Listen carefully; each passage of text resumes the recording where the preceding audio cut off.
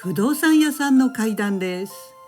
これは関東近郊のとある自動車部品製造工場であったお話です。お話をくださった男性を仮に木村さんとお呼びします。さて、いつもの通り木村さんは工場に出勤しました。その日は早出で、そういう場合は個別ごとの退屈な朝礼はスキップでき、すぐ製造装置を稼働させることができるそうです。木村さんは早速装置を運転させながら、まずは昨日やりかけの仕事を始めることにしました。そこでワークと呼ぶ製造過程の材料や部品を機械に投入していきました。そうこうしているうちに他の社員たちが出勤してくる時間が迫ってきました。木村さんは、そろそろ後の連中が来る頃だな、と思いながらワークの加工を進めていきました。カタカタと装置が音を立てるのと一緒に、木村さんはいつもの習慣のように周りの安全も確認していったそうです。機械がすべて加工する工場は一見安全な感じに見えますが、実はちょっとした確認ミスや自分の立ち位置の加減でも思わぬ危険な状況を招くことがあるのです。それらはすべてほんのわずかな慣れによる気の緩みから来るものでした。気を引き締めて加工を進めていくそんな中、ふと木村さんは自分の背後に気配を感じました。そこはちょうど木村さんの作業動線上の別の装置と洗浄機が並んでいる場所で、足元にはプラスチック製のグレーチングという蓋がしてありました。そのプラスチック製の蓋の上を誰かが歩いてくる音がしたのです。蓋はプラスチック製のために人の体重がかかれば、その重みでカタカタときしんでたわむのですぐ気がつきます。作業に集中していた木村さんは振り返ることはしませんでしたが、確かに誰かが蓋の上を歩いているのが分かりました。ただそれは少し力ないコツコツコツという聞き慣れない足音でした。あれ、課長かな。課長は朝礼前の幹部ミーティング中だな。そう考え、木村さんは即ラインリーダーかなとも思ったのですが、ラインリーダーは別の場所で段取りをしているのが見えました。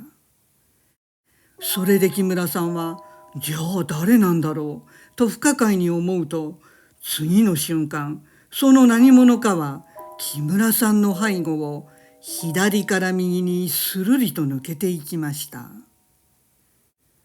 木村さんはちょうど装置から目を離せない瞬間だったため、誰なのか確認はできませんでしたが、数秒後加工が終わったのですぐ振り返ってみたそうです。すると木村さんの視線の先には誰もいませんでした。誰かが通り抜けていったと思われる先には、いつもの製造装置や洗浄機などの機械が静かに空間を埋めているだけでした。木村さんは、おかしいな、確かに人が通ったようなと思いました。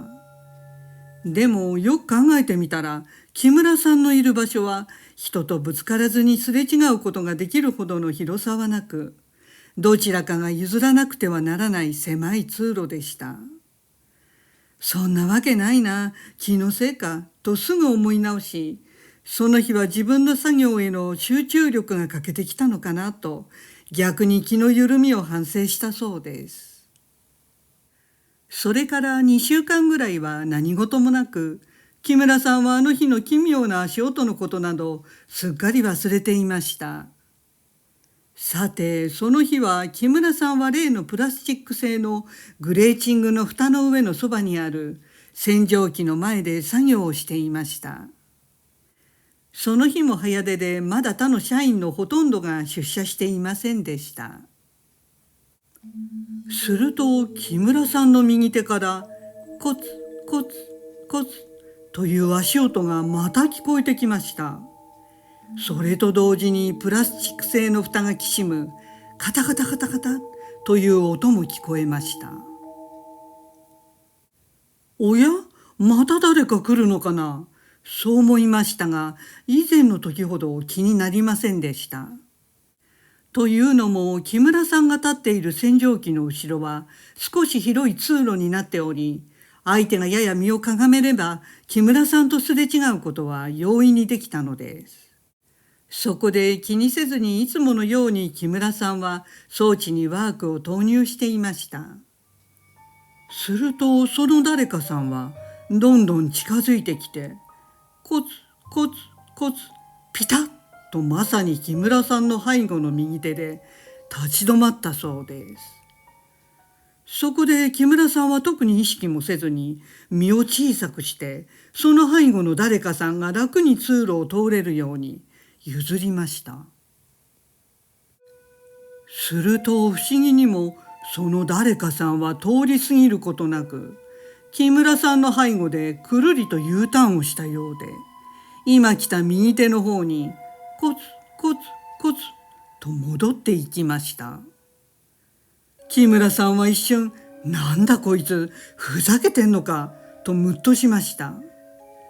工場内の通路は狭く、決して安全とは言えないので、むやみに用もなく動き回ることは他の作業の邪魔にもなり、極めて危険でした。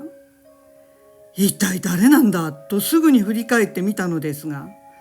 やはり前回と同じにその先には誰もいませんでした。もしからかって隠れたとしたらそれこそ大問題ですが、どう見ても人はいなかったそうです。そこで釈然としませんでしたが、木村さんは気を取り直して出来上がったワークを次の工程に回してその表面処理を始めました。工場内は課長やリーダーの会話、パートさんたちの話し声や掛け声と機械のズーという音が混ざり合い賑やかでした。いつも見慣れた光景で木村さんの気分はすぐ切り替わり、作業に再び集中できたということです。ところがそれからいくらも経たない時でした。またまた木村さんの背後の右手から例のコツコツという同じ足音が聞こえてきたのです。はっとした木村さんは今度こそこのふざけたやつをとっちめてやろうと思いました。そして手にワークを持ったまま木村さんは足音の主の方をさっと振り返ったそうです。するとその目線の先には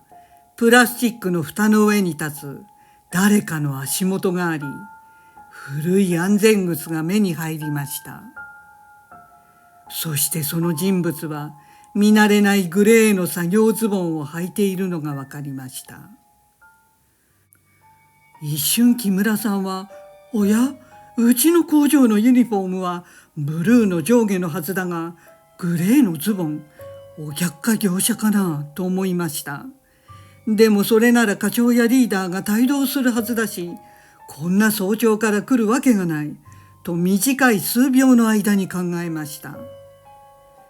そして木村さんはゆっくりその男の正体がわかる頭の方に視線を上げたそうです。すると目の前には見たこともないげっそりと痩せた色の黒い中年男性がいました。驚いてぎょっとした木村さんは全身悪寒が走り、声をかける余裕もありませんでした。ただじっと目を見ていたはずなのに、どんな顔だったかは全く視覚に入ってきませんでした。そして次の瞬間でした。その見知らぬ中年男性の背後には太い鉄の梁があったのですが、その梁に向かって男性はいきなりくの字に曲がり、まるで吸い込まれるように鉄の梁の中にスーッと消えていったということでした。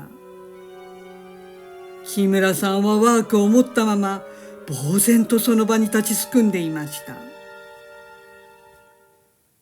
すると助け舟のように始業チャイムが工場内に鳴り響き、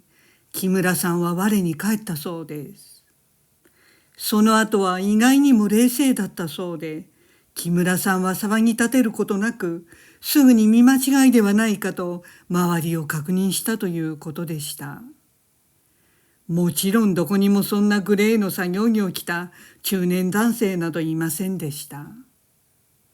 ただ木村さんはあんな風に体がくの字になって吸い込まれていく様子がとても奇妙で引っかかることがあったので、